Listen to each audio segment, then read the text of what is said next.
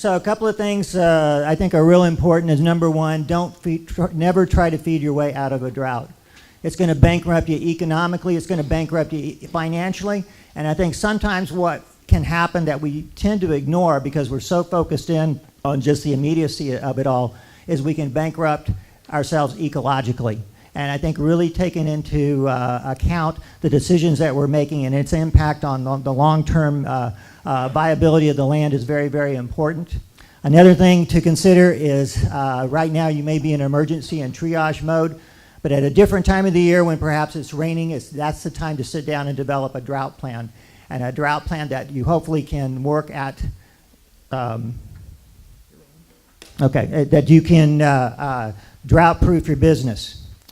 All right, let's see if I can figure this out. So there we go. All right, I'm going to hit residual dry matter again. One of the things you've got to be thinking about right now is what is my fall going to look like? We've got to look at that residual dry matter that we have on the areas. We've kind of touched on this before, but it plays an important role in the ecology on those rangelands. Number one, it provides a mulch which gives us a more consistent temperature and more consistent moisture conditions for seedling germination and also the viability of those seedlings. Another thing is that it's providing protection against erosion, and so that's very, very critical as well. It is also providing organic matter into the soil for the billions of soil microbes that are below the surface of the soil that we've got to pay attention to if we're going to have a healthy ecosystem, and it is also providing us with a forage resource for our livestock. So we've got to be maintaining a minimum level there that can be adequate to meet our needs. Another thing is understanding how our grass grows, and that is that we need green growing leaves, and those green growing leaves capture sunlight energy.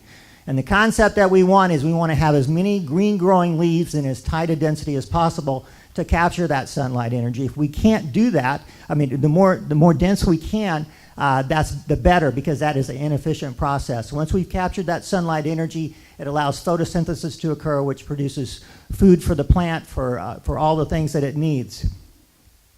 Then from there, we've got the growth, but how do we manage it? And that has a big impact on the health of our land. You maybe have heard the old adage, take half, leave half. That is an adage that works, because if we take half and leave half, we will maintain a healthy root structure. When we graze, we actually get a pruning of the roots that occurs that goes into the soil, and that is more organic matter that our soil microbes can use. Okay, so if we're taking half and leaving half, that's kind of a happy balance there. If, however, we start to graze more severely, we start to impact that root system. If we're going to leave animals out there for a long period of time, we start to impact those root systems. If we impact those root systems and we get to a point to where we don't have enough roots to support the plant, plants are going to die out, and all of a sudden we have bare ground, okay? And so that's important, because this stuff right here is what feeds all these soil microbes down below the surface of the soil. The bacteria, the fungi, the arthropods, all of those different things are extremely important in keeping things healthy. If we create a situation where we are creating bare soil, a lot of bad things start to occur. This is an old slide from 1937. If you look down at the bottom there, where it says 50% ground cover, look at what the runoff is. The runoff is over 80%. You want rain soaking on your land. You don't want it running off, okay? The second thing, look at the soil loss. It's over 5 tons per acre. We create bare soil, water's running off, not soaking in, we're losing soil. If we have bare soil, we are not capturing as much solar energy as we possibly can. If we have less roots, that means that now we are not feeding our soil microbes. So in other words, the system starts to crash. So what are the impacts of that? That's where all of a sudden we can take a healthy plant community and all of a sudden shift it over to being unhealthy or at risk. Or the other thing that can happen is we can take a desirable plant community, okay, and we can shift that to an undesirable plant community. And that undesirable plant community in this area in the foothills, predominantly that'll be yellow star thistle, barbed goat grass, and also medusa head. And so what that's going to do is shift you into an even more lower carrying capacity property. You've seen kind of this graph before. This is a map of carrying capacity. The bars represent rainfall, and then we also have there's a green line that you may or may not can see that is basically the forage production. So let's talk about a couple of those terms, carrying capacity and stocking rate. Carrying capacity is what Mother Nature gives us, okay? And so that's dependent on rainfall. Granted, yeah, timing of rain will sort of affect some yields and those types of things, but as a general trend, if I get higher amounts of rain, I'm probably going to have higher amounts of feed. If I get lower amounts of rain, that means I'm going to get lower amounts of feed. But we don't have any control of that because we don't know how much rain we're going to get each year. Stocking rate is the demand that we place on that carrying capacity, on that supply. We have the control of that. We are the ones who determine how we will stock the ranch in order to be able to utilize the carrying capacity that is available for us. So this leads us to our first grazing management principle, and that is match the stocking rate to changes in carrying capacity on an annual and seasonal basis. This is really critical in addition to don't feed your way out of the drought. If you don't get that stocking rate adjusted, it's really hard to do much with the grazing because if you're overstocked, you're overstocked. So really trying to match that is very important. So what that means is you've got to have a flexible stocking rate. If you stock for the average, you're probably either going to be understocked too few animals, or in a year like this, you're going to be overstocked too many animals, okay? The other thing is how flexible is your operation. That you may need to take a step back and be thinking about that. If you are raising breeding animals, okay, and that's your primary business, that's your primary enterprise, there's going to be a general reluctance to get rid of that genetic base. So that's just something to be considering. A thing that has really hit me between the eyes over the last month or so is that if I have a niche meat business and I have established markets that I'm supposed to deliver product on a regular basis, that also makes it hard for me to do that destocking that may be necessary. These bars right here represent forage, and this is your 86, 87, and 87, 88. This year, that year, an 86, 87 was 50% of normal of the peak standing crop, and 87, 88 was 36% of the peak standing crop. And we're kind of headed in that direction right now. So that means we have lower carrying capacity, which means we've got to do something about the stocking rate. And what that means is reducing animal numbers. And it's easy for me to say that, but I fully have the empathy and I understand the impacts of what that does to your operation. But you've got to be able to step back from the emotion and look at what are the things that you've got to do for the survival of your business. The earlier that you do implement some destocking measures, the more feed that is left for the rest of the herd. The second thing is going to be the earlier you sell, it may be the less you're going to have to destock. And then the third thing is if you're selling earlier, you at least will be selling in a better market than if you're holding on and waiting, okay? So a thing that you've got to really be thinking about is what is your critical date? And when I talk about a critical date, what that means is that's the date where if I have not received any rain, that I will implement my culling policy. And we're going to be going out to the field and talking more about what might be the components of that culling policy, but it's really thinking about what that critical date is for each and every one of you. That will be different for each of you type of a thing, but it's knowing what that critical date is, and it's probably sooner rather than later. Talking about how grass grows in an S-shaped curve. If we nip it all the way out and remove all those solar panels that we need to collect solar energy, we mobilize energy from the roots, get a little bit of growth going, a top growth, enter a rapid phase of growth, and then we level off. The rate of growth varies by the season. During the spring, we have fast growth, and that means that we can have short rests. During fall and winter, we have slow growth, and that means we're going to need longer rests, okay? And so what we have to do is adjust the rest periods to the growth rate of the plant.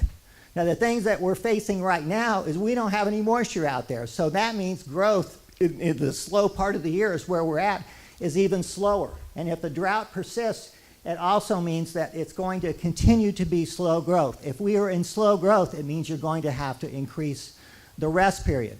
If we do not increase that rest period, if we do not pay attention to the recovery periods that the plant needs, what we are risking is overgrazing.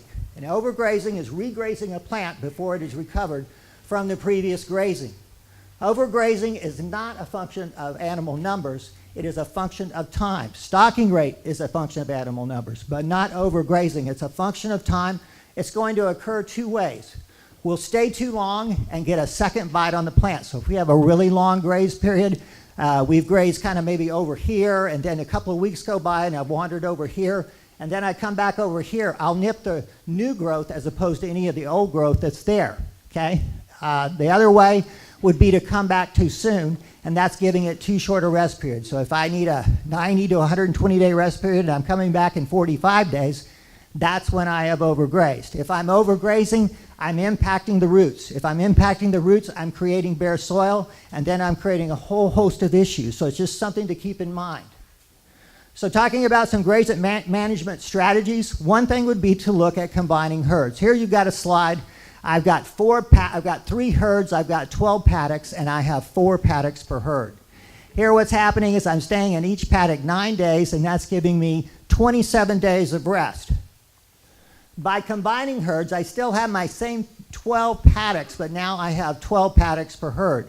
I can stay in each one of those paddocks for 3 days, and then I can end up increasing the rest period from 27 days to 33 days.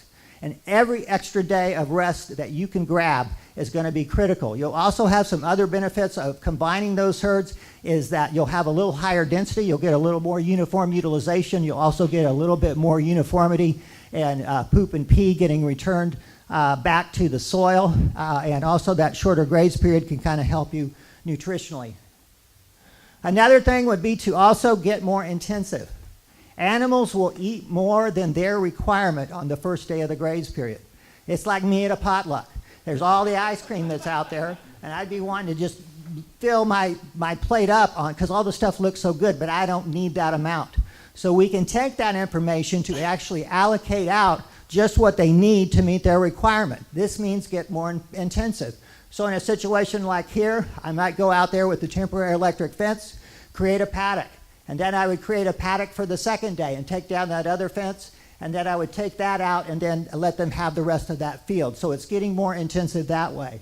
If I've got a big open field like that, rather than just letting them have access to that, I might now create some paddocks there to actually strip graze that area in order to get more intensive. I recognize that that's going to be a lot more labor. We've also got to take topography in, all those types of things, but there are opportunities out there for you to create more paddocks. And when I'm talking about paddocks, I'm talking about creating them with temporary electric fence materials that can go up fast, and you can get your procedures down to where you can be pretty efficient in doing that.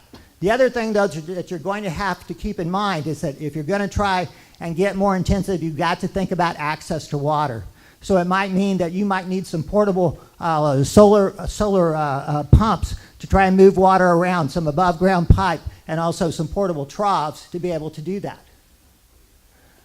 Other issues that you're going to be looking at is really monitoring what plants that you have out there in case you have some poisonous plants, because as feed gets scarce, animals that normally would be avoiding plants will probably be more likely to try them. Or the other thing would be that all of a sudden a plant that in a small amount is no big deal becomes too big a part of the diet, and that starts to become a bigger deal. Acorns is an example of that. Acorns are high in tannins, and so that if it's too much intake by the cattle, that can cause them some problems. So you do have a resource on that poisonous plants thing, but just to recognize that they may be trying some things they normally aren't.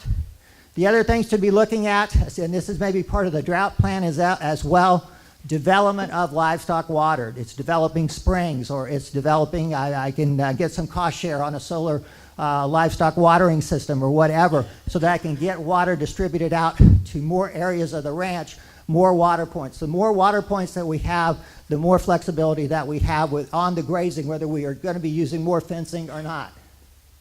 Another thing is to look at developing a grazing plan, which is mapping out if these are the animals that are going to stay on the ranch, then how are they going to graze, where are they going to be, those types of things, and am I going to be able to meet my rest periods, how long are my graze periods are going to be.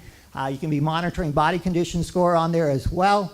The other thing we can be doing is actually right now mapping out a stock flow to project for the rest of the year what's happening to the flow of animals in and out of my business. In other words, what have I got right now? What will I have by next fall? What's getting sold? What am I buying? All those types of things. If you need some help or something like that, you can talk to farm advisors to help you in trying to help do those kind of projections. The advantage of trying to sit down, doing some planning, doing some stock flows, those types of things, It is hopefully can take some of that emotion that you're feeling right now to help you maybe look at what are some reasoned responses that I need to make in the case of the lack of rain. So to sum up, don't feed your way out of a drought. Match the stocking rate to changes in carrying capacity. Know your critical dates, and when that critical date is reached, implement your culling policy. Increase rest periods, combine herds where you can, get more intensive where you can, minimize the overgrazing so we can keep a healthy root system, develop livestock water, and also develop a drought plan.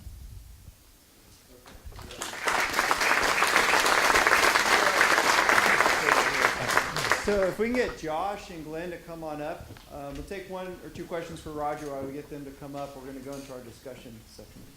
Roger, you're a sheep man, I recall, and I rely pretty heavily on acorn crop this year. Can you show me about that not going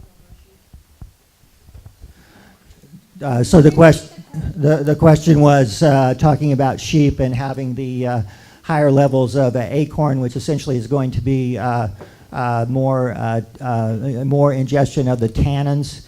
The sheep probably have a little bit better way to tolerate a little bit more of those tannin levels, but I think, again, it's just kind of monitoring just how much that is of their intake and trying to sort of balance that out by having some other feed resources out there too. What symptom might I look for? That would be where what will happen is that high tannic acid will cause irritation in their mouths, also kind of irritation in their bowels and those types of things. Would be a couple of signs. As far as what signs do I look for? Any other questions? Yes. You talked about keeping the root system. Are those as relevant in the annual grasslands as they are in perennial? So is the root systems of annuals as relevant as they are in the perennials? And yes, they are.